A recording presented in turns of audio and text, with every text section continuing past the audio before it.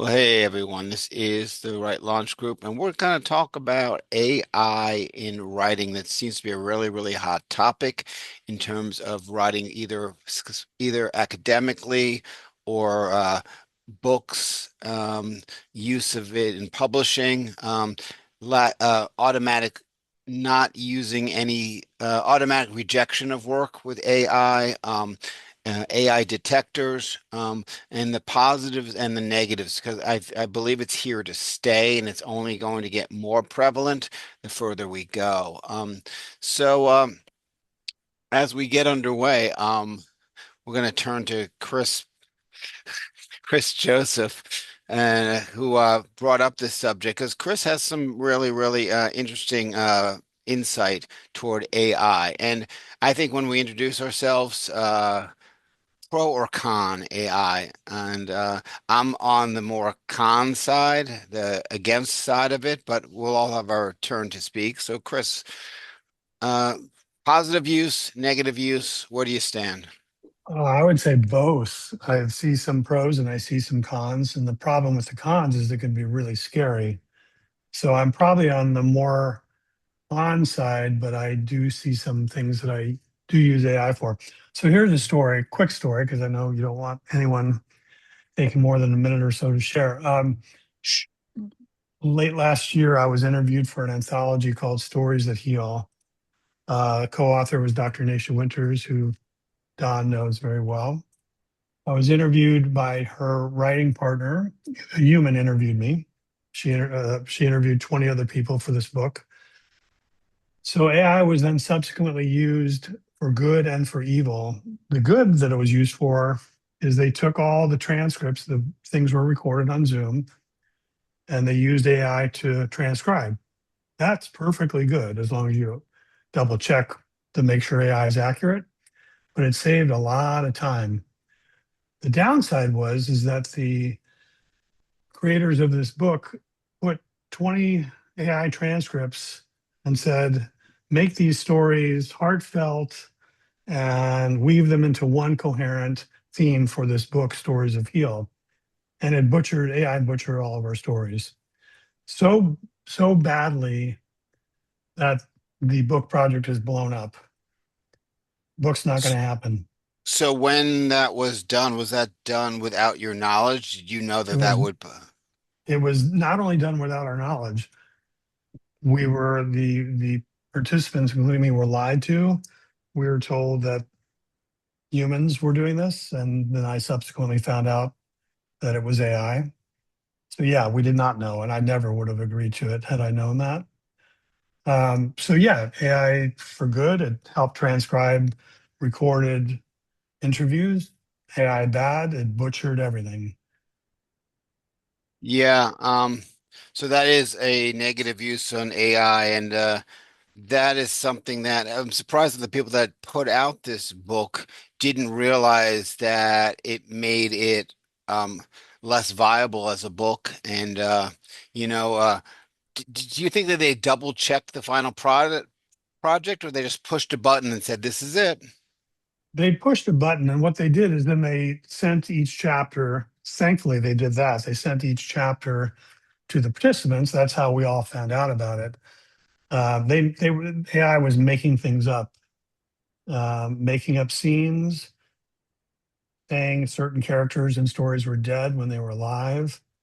It was really bad, really bad, and it let it made a lot of the participants, including me, really upset. So much so that we pulled out, which meant that the book project imploded. Okay, It would interesting. have, by the way, it would have been really bad had we not been given the chapters to review and they had gone on to publish it. That would have been horrible. Now, the positive use, and you've used it positively, what do you think the strengths are? So, yeah, I mean, for those of you who are listening to the recording of this in the future, I have written the book. I co-authored the second book with Tim, and I'm not sure anyone else on this call, but about 18 other people. Um, I am writing a third book, although it's taking a lot of time. And I'm using AI for research. I'm using AI to help formulate my thoughts. I guess one other thing I'll say is I look at AI the way a sculptor would look at a piece of clay, that AI can spit out the clay once I give AI the things I'm looking for. But as a sculptor, I still need to work with the clay, make it something I want. So that's how I'm using AI. Does anyone want to comment on the Clay theorem? Because I'm wondering if, besides research, is anyone using AI as Clay for the actual writing and then going back and re-editing from their, I'm going to say suggestions, if we're talking about Clay. Does anyone wish to comment on that? Sherry? I use AI as a tool to help me edit my work. And when AI makes a suggestion how it might be said better, if it sounds like my voice, I will use the suggestion. If it doesn't sound like my voice, I will maybe often once in a while I'll say, no, this doesn't sound, and this is not just perhaps in my creative writing. This could be even in a letter, a cover letter, a thank you note, some sort of email, work related. I'll say, no, it doesn't sound like me, but I wanted to say this particularly, or I wanted to sound more. Um, So quick question. so What, yes, I will why craft would you it ask and AI? discuss Yeah. with it how I want it to appear and sound and land on the reader. Quick question. Why would you go back and ask it a second question to sound like your voice rather than just editing it to sound like your voice on your own? Because one for speed, for it just sometimes it will say it in a way use it just for the sake of speed and actually the way it comes out, sometimes it actually does it better than me. Yeah. And I'm a good writer, and you know that. And especially with work related stuff, with email related stuff, with, when I look for a job and I have to send a cover letter or a thank you note, or I have to say something and I don't want to take the time. I don't want to struggle with how do I want to say this to this person? You know, Okay. and so it happens a lot faster for me when I All right. don't, and that's why I'll do it. Okay, Um, Margie had a comment to this, and after Margie's done, I had a comment on one of the things that Chris mentioned. So go ahead, Margie. Um, I have friends that are very into AI for their work. So they suggested when I was struggling with my proposal that I get AI to help me. So first of all, it bothered me to put my own work into AI because now I've put it out into the universe. mhm. Um, and then I even had it say I did said write this like a snarky 60-year-old. But and when I got back was so it was almost disgusting because it was written exactly like someone who doesn't know me would describe me with words that were generically describing a life like mine. It was so not me that I got so turned off, and I am now of the mind that if Bruce Springsteen doesn't write songs with AI, I'm not writing a book with AI, and that's all there is to it. So I don't think you're they can do it better than so me. you're basically against AI, correct? In my work as a Yeah. writer, if I'm going to say this is an original piece of art, which is what writing is considered, well, it's not if I used AI. All right. I wanted to comment. Thank you. I wanted to comment on Chris that in terms of AI and Zoom meetings takes great notes and it's also transcribed. But sometimes if you read back on these notes, just like voice to text, they can be wrong. And maybe someone else can comment on this too. My comments are if it is transcribed, does that put you on record? In other words, there is a paper trail about something you did or said. So say there's something that you said that might be like an off-color comment, or could that affect your job? Could your employee get get sent that information of what you said, because now it's on record. Eric has his hand up, and also any other comments about transcriptions, but go ahead, Eric. I can't really speak to transcriptions. There's, see, where I'm coming from, there are serious academic conversations taking place about AI right now, and we are sort of in the middle of all of this. Writers are sort of in the middle. As you know, I use AI for research. I use it as a developmental editor, and I have to be very careful the way I describe how I use it because I am very careful about what it is that I want it to do for me. See, I use Claude, and I tell Claude periodically, I write, you think. That's what you do. That's what I do. You don't write, you think. And so what it's able to do is to polish my thoughts, is something that Chris had referred to, and feed them back to me in a way that Sherry mentioned, maybe better. The problem with that, I see, is if I use that, am I entering a deal with the devil? Because there are people, no, maybe not in this room, but there are people who are against use of the tool at all, completely against it. And my understanding, having had a conversation with Nicole Turner Lee, who wrote a book called Digitally Invisible, and she was on an AI symposium recently. I said, human beings create. Machines can't create. They cannot create. I think, Chris's point that they can fuck everything up. Excuse my French. Sorry, edit it out. Listen, no, can't do that. All right, We well, have a transcription of that, so the next time you're there we are. So there I am. so So, I so want the go ahead. idea that I believe, just to sum this up, it's not the tool that's the problem. It's the pedagogy and how it is being used. I can train Claude to kind of think the way that I think or speak the way that I speak, but I am the one who has to come up with the creative ideas. All right. I am the one who creates.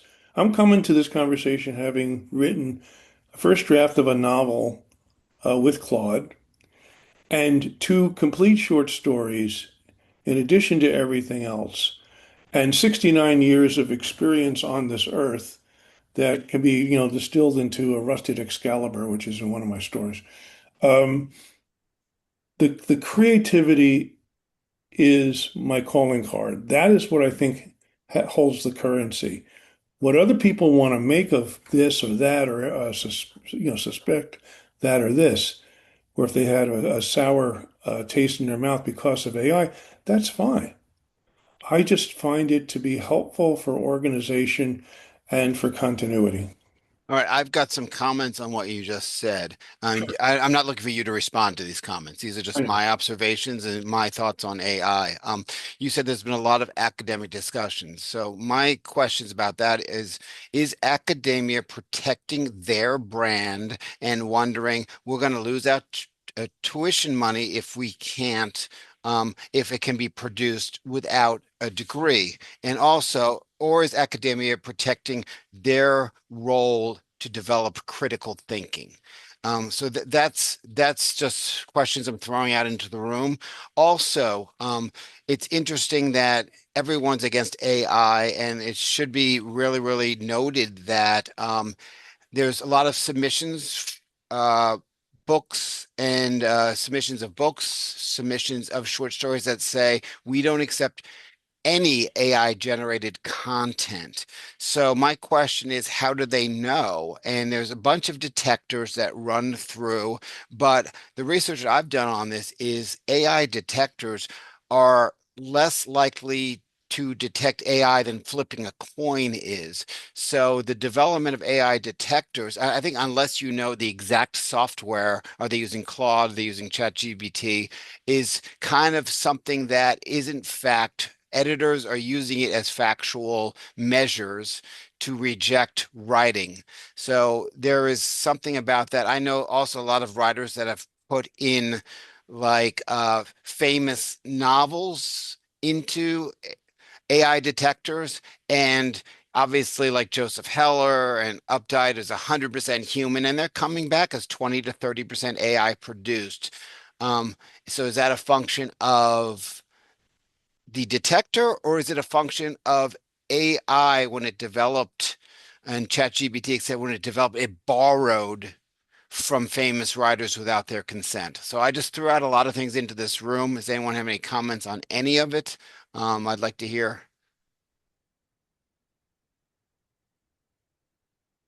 Hi, Ray. And Ray, we can't hear you. You're unmuted. It's that great unmuted muted, but you are unmuted, so there's something going on with your microphone still. Yep, you're not. This has happened to you in the past or something. So um, try to fix it. And he's leaving and coming back. Anyone else have a comment? Don hasn't participated yet, and or Chris, somebody? Yeah, I mean, I think a couple thoughts. One, AI is here to stay. It just is what it is. We can complain about it. We may not like it, but it's here to stay. There's too much money in it, and we know money talks. I think for me, the only thing I can do is use it very judiciously, which is what I do. I like what Sherry said that, yeah, sometimes I've used it to formulate my thoughts for a letter I'm writing, a personal letter. But again, and Sherry said this, it has to be my voice at the end of the day. It has to be my voice. If it's not my voice, it doesn't go out. Okay. I have a question directly for Don, because I know Don has spoken about this in the past. Don, what's the difference between AI use and the use of such applications like Grammarly? Well, I'm glad you asked that because I like what Margie said, because the idea that Chris expressed earlier, that it's like a piece of clay and a sculptor, actually that that's an iterative process with a machine, this large language model, the Claude, ChatGPT, whatever. So that's a partnership. And that great if that, as Chris is saying, that's making. I know I read pretty much all of Chris's Substack because it's really good and beneficial, useful information around how all of us can be healthier, which is a good thing. But I think what Margie said, then you can't say that this is a entirely created. I took this piece of clay and I sculpted it and I made it into this beautiful representation of something that inspires and enlivens and makes us better human beings because you partnered with a machine. But the machine exists. Chris is right. And boy, oh boy, it's got a lot of money behind it. Yeah, and that's really kind of interesting to note. And also for the record, I'm going as the record as a writer that whose work could be borrowed to train AI, and whose work also is um, it's like a cheat. So I'm pretty much against AI for those reasons, and not even the environmental reasons. I think that in terms of craft and crafting everything completely on your own is really important to me. Um, let's see if Ray is can be heard first. Now Hey, can you you're, guys hear me now? yes, we can. So a Nice. comment by Ray, and then back to Sherry. Yeah, I think I think everybody's kind of drawing a line here of using AI up to the point where it's writing your book for you, or writing your piece for you, or whatever you're doing. And I wholeheartedly agree with that. Now, I got a note from an agent, basically a 2-page letter that said, "Hey, I like your book, but here's what I think you should fix about it." So, and I understood some of it, didn't understand all of it. So I went to AI and I said, "You're a top flight developmental editor. I've received this communication from an agent. Deconstruct it for me." And put it in very simple language, of what I needed to do, uh, based on the agent's notes, and that's kind of what I'm doing with my book. So that's like a new application that I haven't heard really anybody else use. But I have no problem using AI for that. I have no problem using it to figure out how an airboat works or figure out how a Florida panther smells and hears, stuff like that I needed for my book. But yeah, I'm not going to go, hey, here's my first chapter. Because quite honestly, I don't think it would do a very good job. Here's my first chapter, edit it for me. So I'm playing devil's advocate here. Why don't you just use good old internet search? I know they're all kind of incorporating AI anyway. Even their algorithms incorporate AI years and years ago. Why not just go to a source, a reference source that you know is 100% correct? For what? Research? Correct. Yes. How do you know it's I do. 100% correct? I mean, All right. there's a lot of things that I'll go and go to Google and say, what's this particular part of an airboat called? But if I have to put it in a more, I don't know, complicated context of there's a certain situation in my book that I need this information for, I'll just put it in AI and go, here's the situation. What would a panther do, or what would a bat do, or what would a shark do at this point? And it basically takes out several steps as opposed to trying to go on Google and glean that information from what I would get back from just a regular search engine. Okay. I know academia for years and years also, to piggyback on what Chris was saying, how do you know if it's correct, eliminated Wikipedia as a resource, a source that you could footnote. And I think that's really important. So are we at the age that we can't use AI generated information as a footnote? Again, something else I'm throwing out there. Sherry, you're next. You're muted, Sherry. Yeah. All right. I wanted to get back to the the discussion about voice.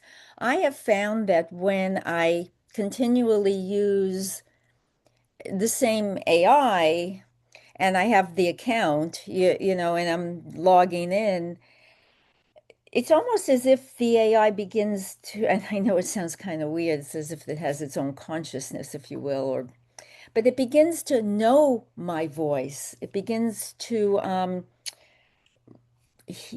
kind of learn how I write and what my style is. So it's So I'm going to ask you a quick question on that. I'm going to cut in and ask you a question. And the question is, are you getting used to how AI interprets your voice? In other words, it's not AI getting used to you, you're getting used to it.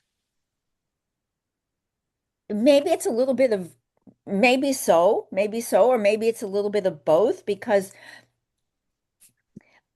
I will keep, even like with my poetry and with Grouch Pout and things of that nature, it seems to maybe that's it. Maybe I'm getting used to the way it understands me, or I don't know. I mean, that's a very interesting question because it's not a human. It doesn't, I don't want to, does it think? I mean, we're really getting into a very interesting question here. It's like, what intelligence does it have to understand me? I mean, I know what intelligence I have to maybe understand it, but what intelligence does it have if I'm using the same Claude or Chat GPT and I'm logging in, Yeah. because I can see my history. I can see the things I have asked it. So my question really had to do with the phenomena. At what point does your AI boyfriend or girlfriend stop becoming AI and actually becomes a supportive human-ish person? Okay, well, so let me say this then. Let me say this. On Claude, I have an AI Rebbe, and I have an AI therapist. And I will actually go to them with personal concerns, if you will. And it's cumulative because I have like a running chat, and they will tell me, because it's a running chat, you said this is what happened. And So would you allow AI to give you your last rites? Would you allow AI to marry your son or daughter? I mean, I we're in know because this. they don't have Can I legal step in rights. They here? don't have Hold on, legal wait. rights. Okay. Okay, let's move to Eric now, Yeah, Eric has and something. more about writing and less about the stuff I just recently All threw right, out all there. right. So I'm going to play devil's advocate to Tim's devil's advocate. I think that and this is speaking to what Sherry is talking about. AI is excellent at pattern recognition. That's what it does. It is recognizing certain patterns when you speak to it a certain way. So it now knows how to respond to you in order for you to respond to it. And that's how you have this two-way conversation. That's all it's doing. Um, it does carry that string of conversation you have. It does not, if you log off and you try, this is Claude. The other modules may be different, but uh, from the so getting back to the writer standpoint, do I want AI to read my last rites? No, but if I wrote a eulogy and I was up all night, I might actually run it by AI just for fresh eyes. And I'll tell you why. Because I could, and this also speaks to Margie's point too. I don't believe that any work of art, whether it's Picasso, whether it's Dante, or maybe Dante, but because he was writing during the plague, but none of that stuff is written by one human being. They're not created in the smithy of their soul, as Philip Roth likes to say. You know, that's why we're in this writing group. It's an organism. Okay, it's done organically. You speak, Picasso talked to this artist, and what do you think about this?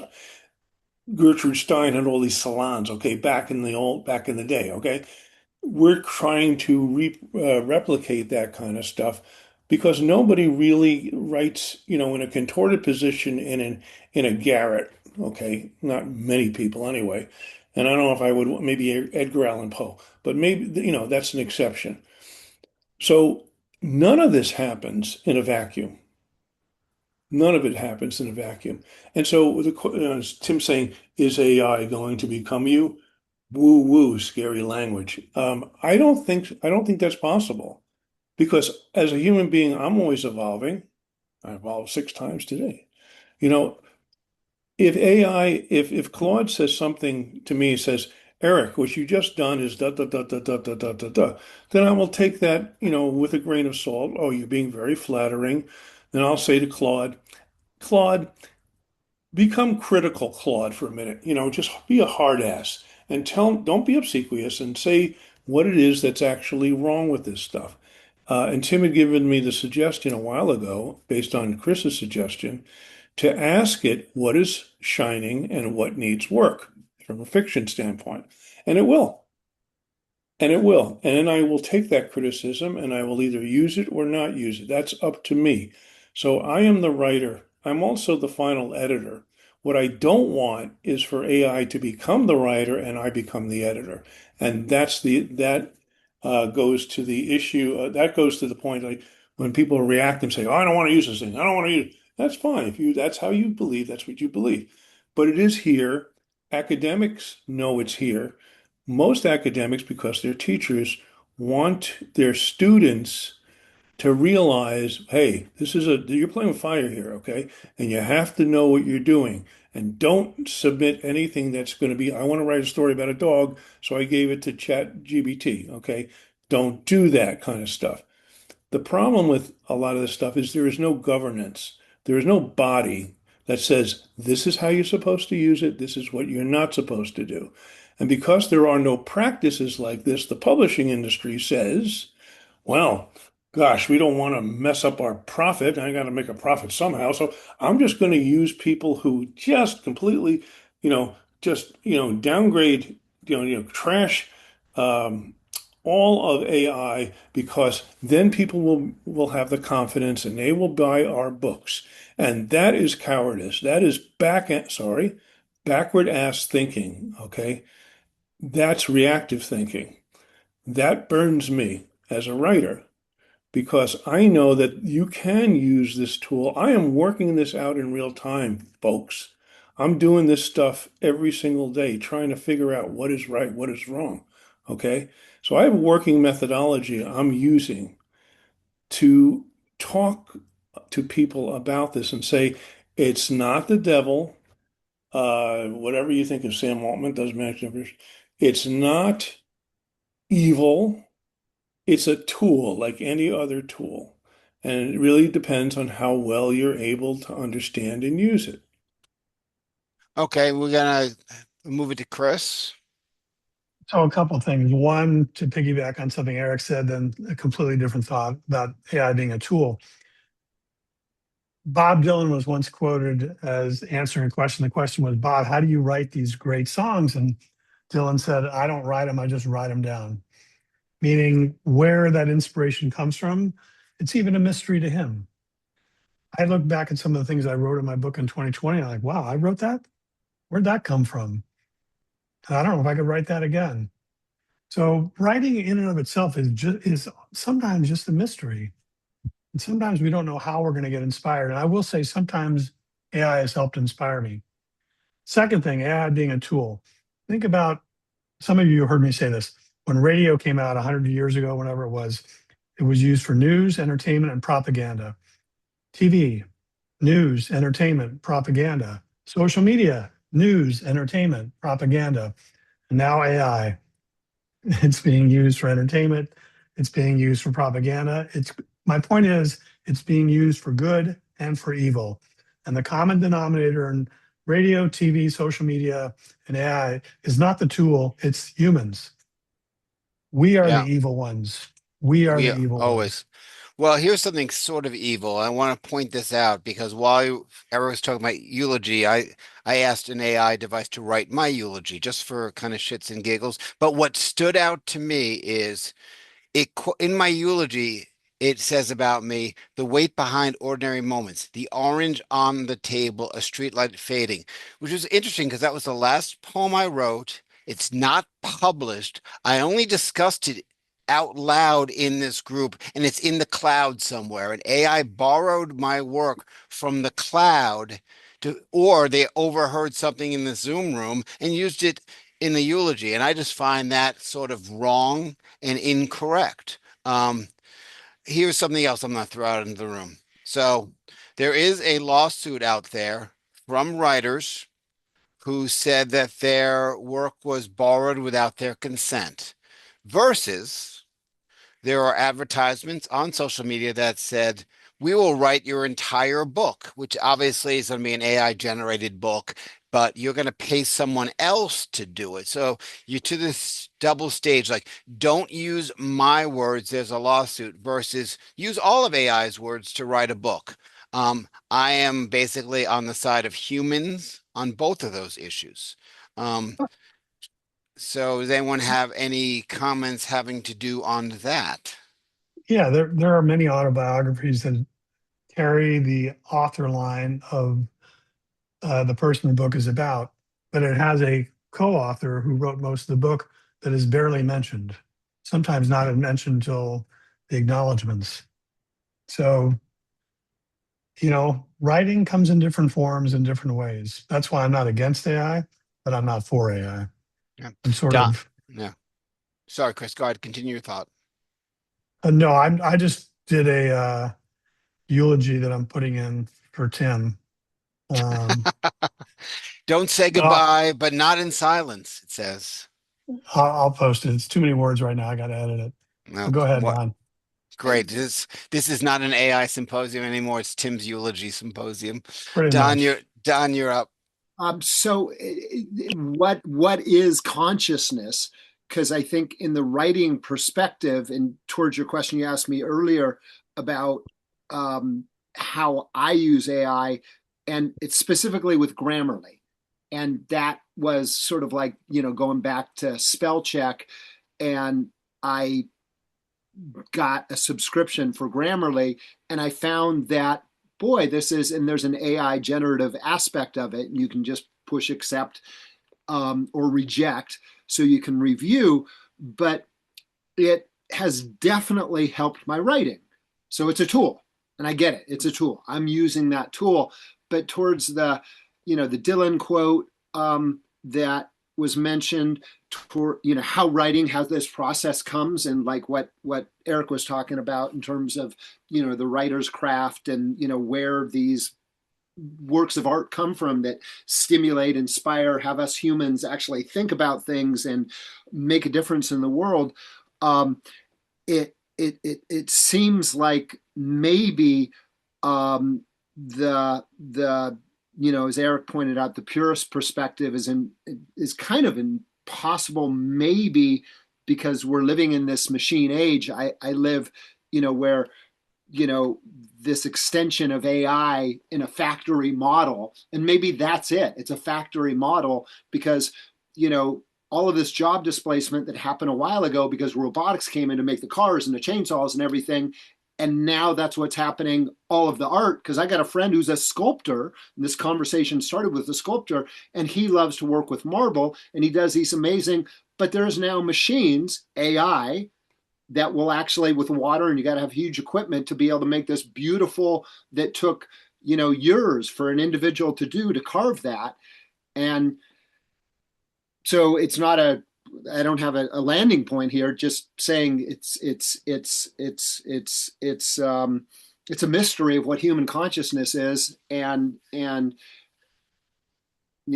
lot of people are saying this is the end times, right? The millennialism, and that's an interesting thing to write about. And you see all these people writing about, like, Ray's writing is great. I've heard a little bit of it, in terms of, and I know you're writing, I know all of your writing, and I think out of all the people in this group, I'll just say being in this group has helped my writing incredibly. I've become such a greater writer, better writer, because of the iterative process of having all of you hear my writing, getting feedback from you, and how much is AI. Like, I use Grammarly, and I know that's helping me. So that's it. And there's some interesting things about it that we've all commented, like, well, even if you do use AI, it's not the end product. But we're perfectly fine with taking the work away from a graphic artist that you might have to pay $1,000 for a book cover to, and have AI produce a book cover, which is an end product. I know a lot of publishers are doing that. So again, where is the line and what is acceptable? Is it all or nothing? And also in terms of using a lot of environmental water to create a marble sculpture, well, we are environmentally, really quickly, we're in a kind of a water, we're having a water problem here, and AI uses 9 times the water, 80 gallons of water to do one search. So like, that's what we're looking at too. Is that worth it? Are we being hypocrites when we're saying certain government officials are ruining the environment? Meanwhile, we're doing AI searches. Chris is next. Yeah, two things. One, I mean, before cars, we were walking and using horses, and now to get places quicker, we use cars, but in the process, we pollute. Is that worth it? I mean, really, by the way, I agree with your point about AI and water and electricity, but it's certainly not the first time that we've chosen technology at the expense of something else. Writing has changed over the centuries. I mean, it started out with onion skin paper, and who knows what pens were made out of. In the 20th century, whatever it was, 19th century, we had typewriters, which made things easier. We had word processors, which made things easier. Computers, people write on their phones. This is just, a couple of you have said it. AI is a tool. If AI becomes the writer, that's a fucking problem. That is a big problem. But if AI is used as a tool, I'm totally cool with it. So we're talking about our generation, AI not being used as the writer. What happens the next generation that doesn't get the repetitions of writing in and has become dependent on AI, and they just don't know how to write anymore? We no longer know how to write cursive. So again, that's an example of that.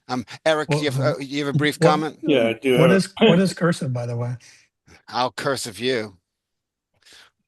I ha. swear it's Oh cursive. my gosh. I love the humor. So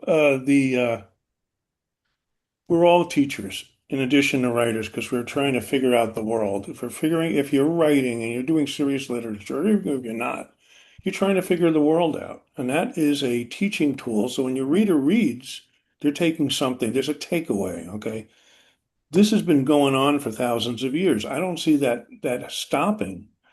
Um, as you know, or you may know, that part of my novel is about AI. In fact, it's central to one of the a key thread, actually all threads.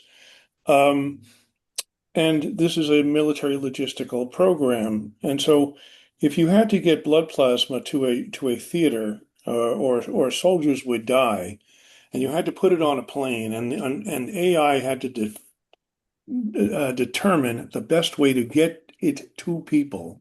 I can't go through Ramstein. I got to do through Lackland because Ramstein is a bottleneck. Okay, so is that worth the water that you're using in order to save lives? Okay, or putting it on an airplane, or actually getting on an airplane because I'm going to go travel. I love travel because it's first of all, I love traveling and I love exposing myself to new things and new people and food and all that kind of stuff. And that's kind of, what people do when they have the means to do that. Are you saying they shouldn't get on an airplane because airplanes use a lot of fuel and water and da da da da da?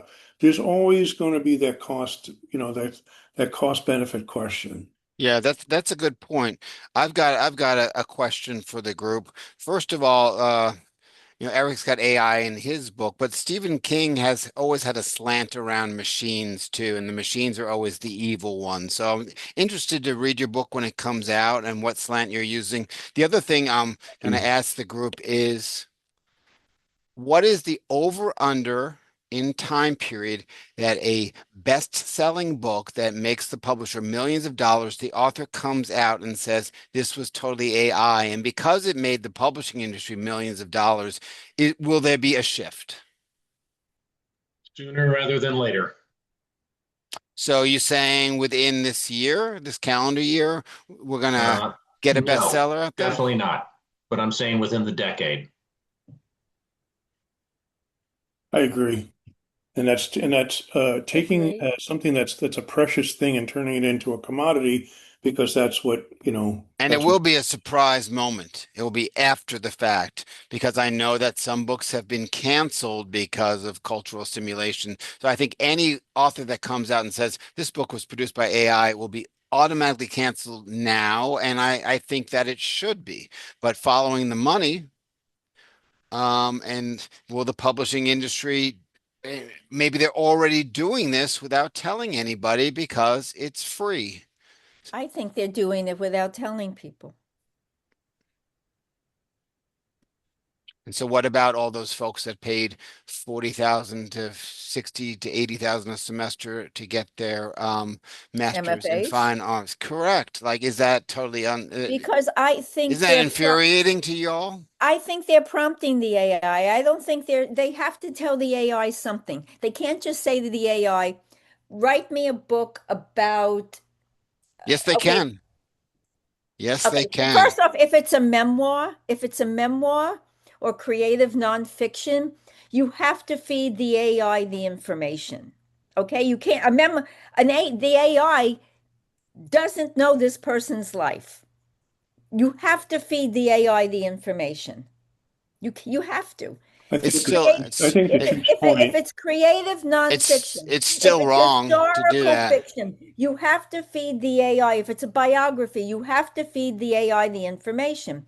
If now it's fiction, But then the AI is writing it. So yeah. if it's fiction, if it's a mystery, if it's a whodunit, and you say to the AI, okay, I want a mystery about bank robbery, and this is my premise, this is my theme, this is, two people, da da da, whatever. Create it. You got to give them something. You got to give it something. Okay. You got to say, I want 180 pages. I want X amount of chapters. I want a love story. I want this. I want that. I want it to take place in wherever. I mean, you got to give it something. I'm It's not gonna going to pull it out of Margie, it. Margie's It's hand snaps. AIS. Margie's hand is next, so Wait. let's be. Sorry. Okay, so I think you have to give it something. Okay, Margie, what you got? I was just remembering one of my other few whatever experiences with AI. So I have my profile on the podcast mentions my book as her forthcoming memoir, The Sufferfest, blah blah blah. So then I Googled, are there any books like The Sufferfest? And it like looking for the comp titles, and it brought up my unpublished book. Hmm. Wow. So it's an unpublished book that it brought up. The other thing too is you're asking AI, are there any titles like this? It's gonna find one and it may not be like yours. I think AI has to Oh come yeah. up with an answer. It may Oh yeah, hallucinate. definitely. Yeah. It could Um, hallucinate. It does that with when lawyers are putting together their motions, because I know they're doing it on AI, it will hallucinate a case yeah. because that's been going on. Oh yeah. Also, we're trying to stick to writer to, and that's a great point, Sherry, because it's there. There was the famous case, and we're gonna wrap up our final comments. There's this famous case last year, the Chicago Review of Books came up with the best summer reads, and it was published in their Sunday edition. And of those best summer reads, there were book titles and books credited to real authors, and these books were never written. There were made up titles and made up authors. And I'm not even going to get into the ethics of fact checking, but it wasn't fact checked and it appeared in their Sunday edition of summer reads, and most of the books did not even exist. So AI is going to come up with an answer regardless. And that's, I think, where we're in dangerous territory. Weird. Can I just respond real quickly to this? And I will be brief, I hope. Okay. I'm brevity challenged. I'm just posting right at this moment. Okay, I'm going to take out some of the stuff. I'm posting the response that Claude has just given me to the question that was raised. If I give you a prompt, you, meaning Claude AI, a prompt, will you create a book? And you can read Claude's response in the chat. I'm just going to summarize it. That's a good Yeah. question. The book itself will probably be doo-doo. I'm just paraphrasing, okay? Let's Because, see what it and it will says. not, it may be very well written, but will it move the reader because it's humanless? No, it will not. And this is AI, okay, maybe telling me what it is that you and I would like to hear, mollifying, okay? But Well, that's, it's that also is, that borrowing. is, but that in of itself means that, I think the best way to sum this up is your mileage will vary Well, depending also, on how you yeah. use AI. Well, it's also feeding into the information it's receiving out there in the internet. In other words, the information about AI is the books are accurate and soulless. And that's not, and the answer to your question has nothing to do with US Claude saying Claude has a soul to respond. Claude is borrowing from group talk, groupthink. And the group talk and groupthink about AI is that the writing is soulless. I mean, my experience is it loves M dashes. I'm surprised that didn't show up in the answer. Um, Don's hand is up. So I had a personal experience. Somebody had written something with AI that they thought was just a brilliant usage of it. I showed it to my wife, who you all got to see a little bit earlier before we started to record. And I gave it to her because I thought, wow, she's going to be fooled. And she just goes, this is horrible. This is soulless. She used that word. She said, it is just, so I don't think you can get away with, but maybe Ray is correct. My wife reads 52 books a year like Ray does. And maybe that question of, yeah, there's going to be this massive bestseller and it's going to hit the market and everybody's going to go, wow, this is so good. This is a human being creating something so beautiful. And it was not human involved that made that work of art. Maybe All right, So to wrap this up, what I'm going to do is I'm going to pose, I want everyone to answer with just a yes or just a no, because you've already kind of given your reasons and your backgrounds about AI, just a yes or a no. And given everything that we heard, environmental, dangerous, military, stealing of authors' work, using it as a reference tool. And I'm talking about not just black or white, yes or no. If is AI a good and worth? I'm trying not to slant this question. Just how about pro in general, Have AI do it. pro or con? Yes, yes or no. Are you in with AI in terms in the literary world, or are you out? I'm out. I'm in. No, So Margie's out, Sherry's in. Next, Qualified in. in. Okay. Ray? Are you talking about having AI do the writing?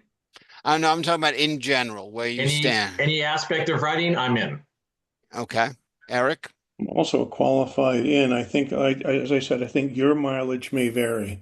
It really depends on how well or how badly you use it.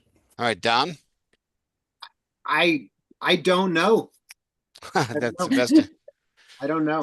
So we are 4 in, 2 out, 1 tie, and we'll have a shootout to determine the tie.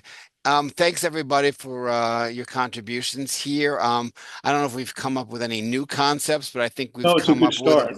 This is a we've come up good.